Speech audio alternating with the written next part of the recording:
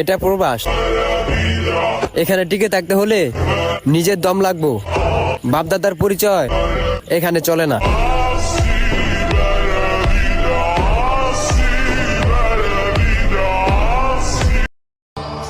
আমরা প্রবাসীদের ভালোবাসবে ওই সময় পর্যন্ত, যতক্ষণ পর্যন্ত আমরা একটা মানুষের চাহিদা পূরণ করতে পারবো।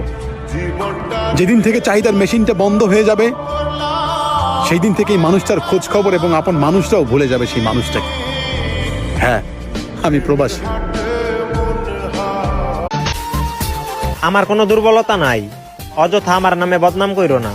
আমি যখন শুরু করব, তুমি কাউকে মুখ দেখাতে পারবে না।